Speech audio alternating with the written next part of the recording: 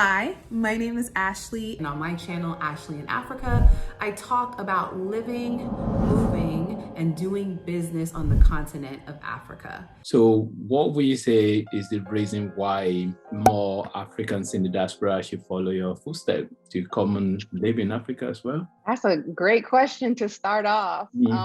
For me, I guess what I started to experience when I started to document my experience here on the continent was so many friends and new friends, people that I knew, people that I didn't know from the internet, were telling me that they were really inspired by what I was doing. And, they always wanted to live in another country, and that I was really giving a gift to my daughters and giving me just this great level of encouragement, but then would give me a list of reasons why they couldn't do the same thing. And I realized that this decision is a lot more accessible than most people think it is. A lot of their reasonings are things that they've continued to tell themselves over and over and over that have become beliefs that are keeping them from really living the life that they want to live. Or are you talking about excuses that people kind of give?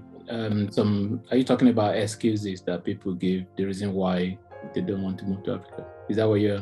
Yeah, I don't think it's, I guess if you want to call it that, I think what I'm saying is people would tell me how inspired they were and give me then a list of things why they couldn't do the same thing, right? Or why it was not something that they would be able to do. Okay. And the goal really has been to show other people in the diaspora that Africa is accessible, that it isn't this, thought that really can't be something turned into a reality. So what would be some of the tips that, because you already have a wealth of experience now in terms of moving to Africa, so what would be some of the tips that you wouldn't mind to kind of share for people that would be interested? Yeah, I don't know that I have a wealth of experience. I mean, I've done it. And I have some things that I learned, some things that I would totally do differently. But ultimately it is, one, being very clear on why you want to make this move.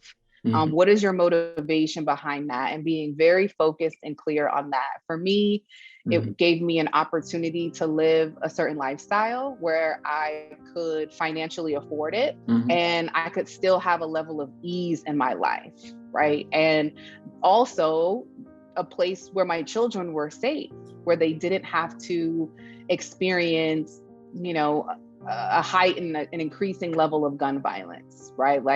If we're just being honest, this is a big problem in the country that I'm from. And that was and continues to be very important to me. So it's knowing those reasons why and being very focused on those reasons.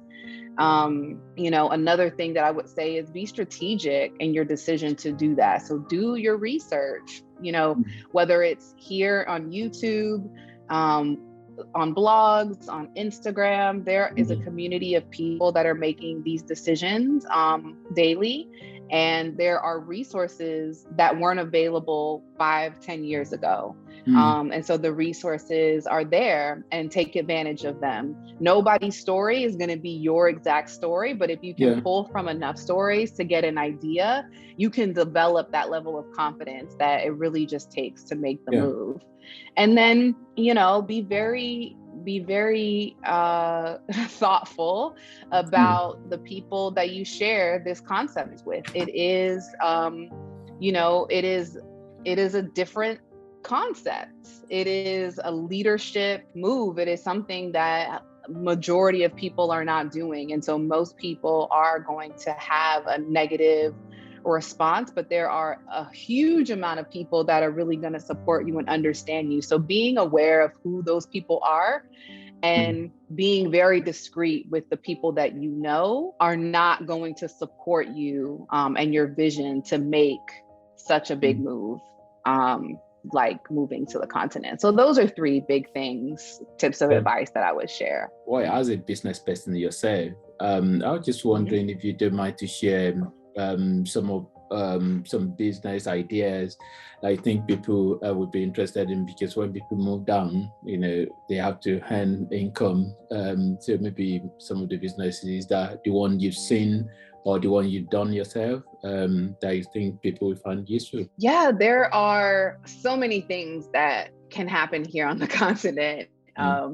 As in terms of like opportunity, there are some businesses that have really low barrier to entry. In fact, I did like a video on my channel about, 5 low-cost business ideas. So please check that out. But a few that I haven't mentioned really just, I think, fall into the sectors of agriculture. So anything in agribusiness, from, chicken farming to a pineapple farm to, something that is a little bit more low maintenance around like a coconut farm.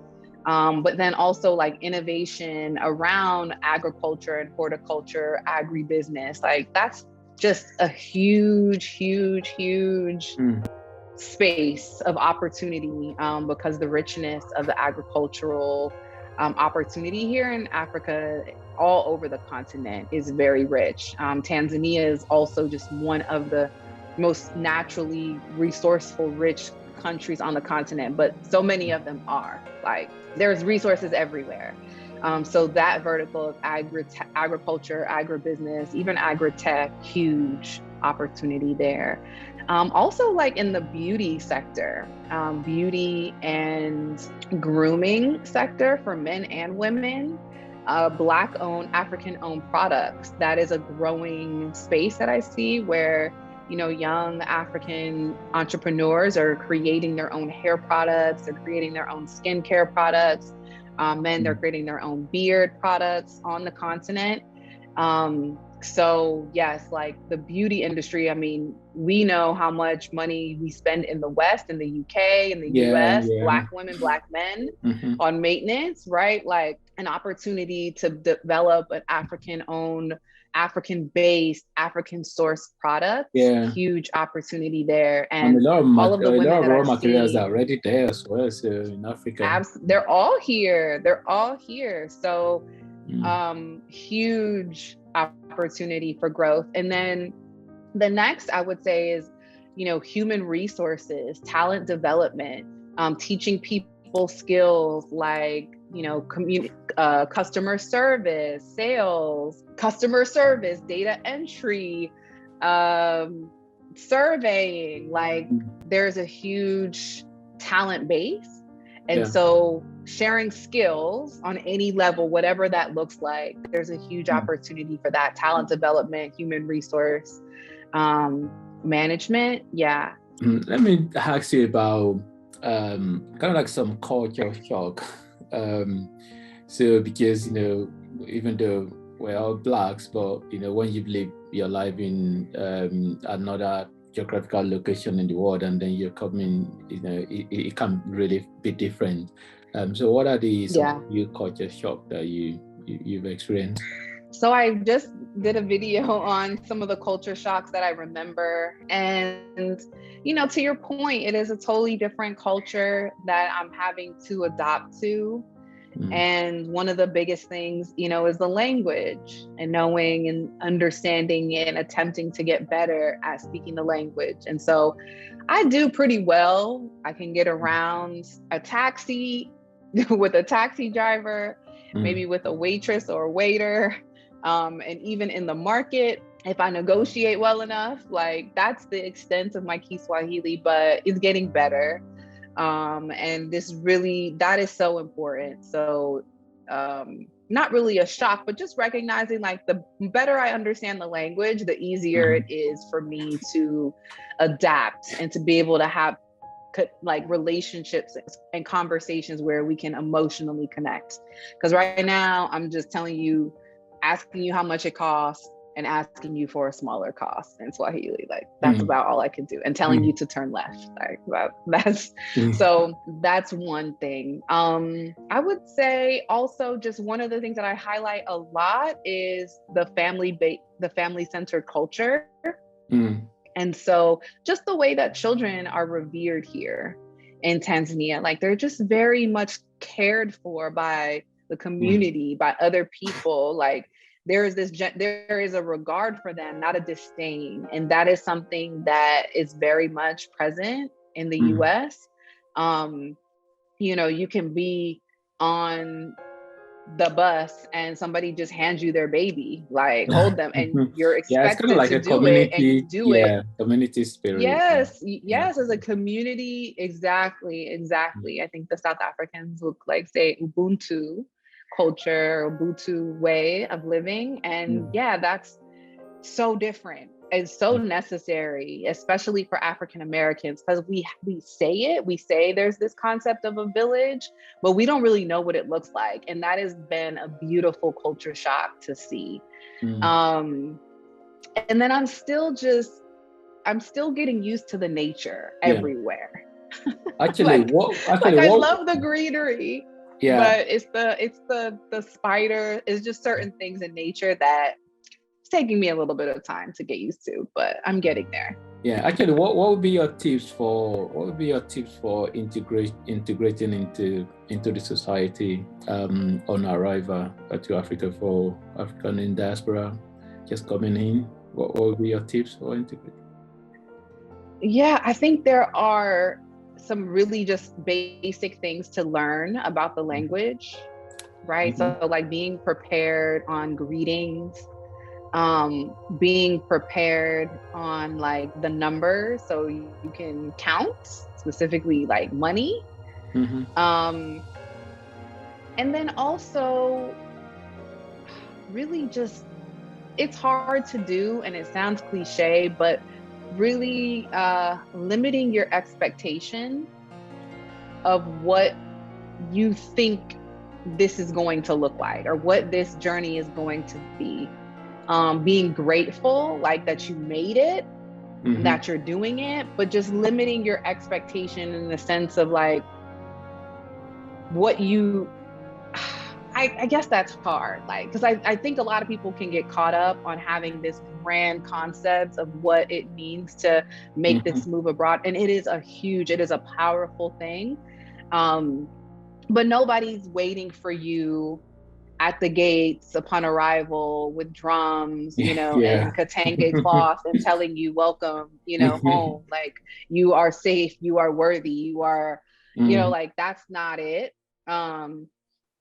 But there is a level of excitement from people that are in this country that see us coming and that they want to collaborate and they want to work together. So I think it's also just, coming in with a really, I think as an American, we have to unlearn a lot of things that we're taught about the continent. We have to unlearn a lot of things that we've been taught about ourselves, and just being open to learning and receiving an experience that is like, will be nothing like you've ever experienced before. Yeah. Really, when every time you're just into the conversation, it just always kind of like take something in my head to ask a particular question. One of my favorite part of your channel is when you talk about spirituality. I know it might not really be everybody's cup of tea, but so in terms of like moving to Africa as a diasporan, is there anything spiritual about it? And if there is, do you mind to share it? I love to talk about spirituality. Yeah, I mean, I'm so happy that you connected. Just you talk about gratitude. So, and then that kind of like a tick in my head about to ask you about spirituality. Yes, it is such a spiritual experience. On my first trip in 2020, I had been fasting and I didn't really even know it. Like it was like something that I was doing unintentionally, subconsciously, to really prepare myself. Like I was so fully prepared when we made our first move, and it felt like an assignment. It really felt like a spiritual assignment. And yeah, it was very, I did a lot of checking in with myself. I did a lot of recognizing that this is what was best for me. That finding gratitude thing is huge. I was just having a conversation with a friend who's interested in making this journey, but her biggest challenge is being able to believe that she's worth it. that she can actually have a life that she wants, right? That she doesn't have to go to a job she hates every day, and keep going for 10 more years until she gets to, retirement.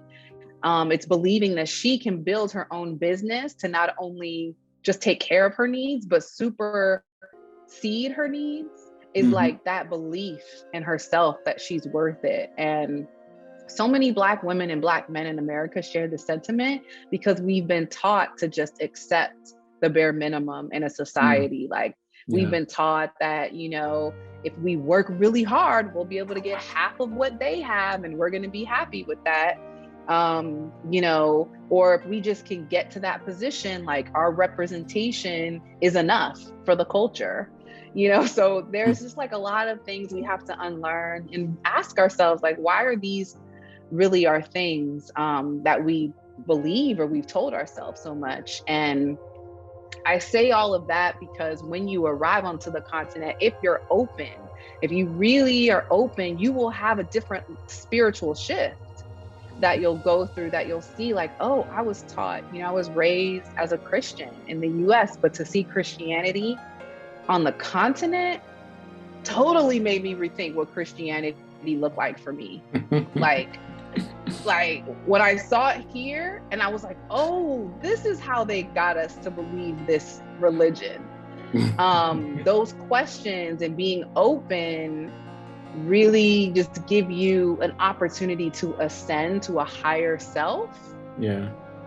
Because that's really what spirituality is connecting with that higher self, that God, God within. I really love that. I love you mentioned, yeah, because that's one of my connecting to your higher self. Yeah.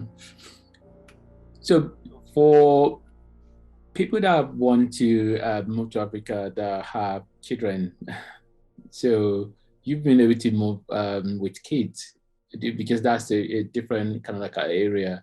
Do you mind to share some of your experience and some tips moving with kids? Yeah, moving with children is very dynamic. It doesn't look the same way regardless of your parenting style. For me, I've learned that in order for me to have the best travel experience, I need to be comfortable.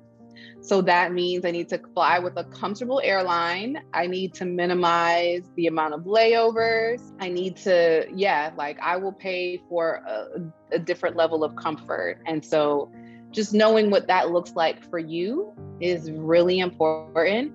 And even before that, like bringing children into that experience early on, the older they are, the more that they'll understand. So my oldest, she was 9 at the time. The call of prayer is happening right now, so you may hear that in the background.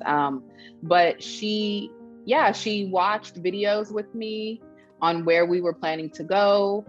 We went and looked at, pulled out a map, like went and bought a physical map to show her where we were going from, what city we were leaving to what city we were going. Also showing her the size of the continent we were going to, and just involving them in the process. And she was really excited. So giving them an ability to be a part of it, however that looks to you. I would draw, some, vision boards that showed, a plane going over Dar es Salaam. And then I would also write all of the things that I wanted to accomplish when I would touch down. And then I would let them, do a vision board drawing session with me too. So those are some of the things and the ways that I involve them early on. And it can be a little bit of anxiety for sure when traveling with kids. But when I work with people, I give them, like the experiences that I had. If you have an opportunity, you have a long layover, like getting in a club experience where there's food and a shower and a place to keep kids occupied. So just knowing like what you need, your comforts. Like this is not a struggle journey. It wasn't a struggle journey for me. It's not a struggle journey for the people that I work with. I'm trying to invite a level of ease into their life by making this entire transition. And that starts with your travel experience to the continent. So it's totally doable. And the kids actually adjust easier than we do as Yeah. parents. I think we like to think that our children are going to keep us from a lot of pleasant experiences, but really, like, Yeah, I think they're children along usually for the adult, they ride. usually are just they are more flexible than adult. Yeah, children. Yeah. Yeah, they are. Yeah, they really are.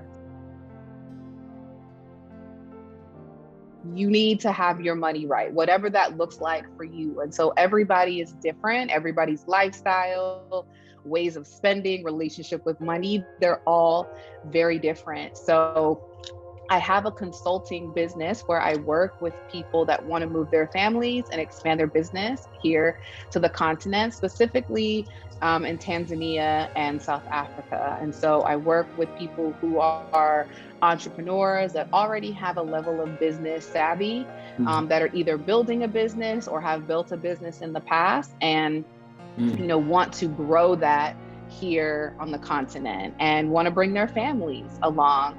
And most of the successes that people work with me end up uncovering are really honing down on a travel date, like whether it's going to be in 6 months or it's going to be in 8 months. The clients that I work with tend to make decisions on making these moves within a year. We also go over, making sure that they have a financial confidence to make this move, because it is very expensive, regardless of where you're from. I mean, having to save up more money than you may have ever saved up in your life, this is a real concept. So walking through and understanding like your relationship with money and how we can make you successful and being confident to make the decision to move your family and your business to the continent. And then the last thing is really just being in community and supporting you on this journey, connecting you to different people, community that want to do this. Because in the beginning it can get rocky. And so a community of support, is really, really important. So those are, people tend to find success in those 3 areas when working with me one-on-one. And we're actually going to launch a course called the Exodus Expense, where I spend about a full week walking people through being financially ready, setting a budget, an expert expat plan where they can essentially live off of less and save more to vacation more, to retire early, or just to live a lifestyle of ease. So I'm excited about that. We're like in the beginning phases. I was hoping to have the registration ready for our meeting, but pole, it's been a labor of love. And it's been what people like really ask me the most of is like, how much money do I need? And in this course, I'll be able to help people figure out what that number looks like for them. Yeah, that's really great. And I'll put a link in the description. Yes. Thank you. And I'll be sure to give your viewers a special discount. So if they watch this stream, they'll have access to special pricing for that course. Yeah, I'll put a link in the description below. So if anyone is interested in contacting Alex, and also obviously your YouTube channel is there as well. People can reach out via your YouTube channel. No, I just really appreciate you having me on your platform. I really admire the work that you're doing and the work that you do.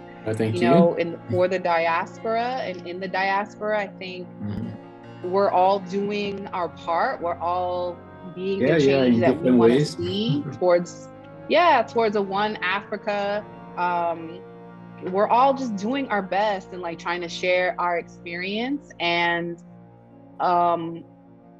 learning along the way. And so, on my channel, we talk about living, moving, doing business on the continent, and on Ashley in Africa. And I'm thrilled, I'm honored to continue to like share this journey, because that's how I was able to build up the confidence to do it myself and having other people share their journey with me. So please come visit us at Ashley in Africa on YouTube. I'm also there on Instagram at Ashley in Africa. And please subscribe to my channel, check out the community section. I'll be announcing this expat expense workshop very soon. So I'm really excited about that. But yeah, just keep doing the work, like keep doing the work, keep being the change that we want to see in this world.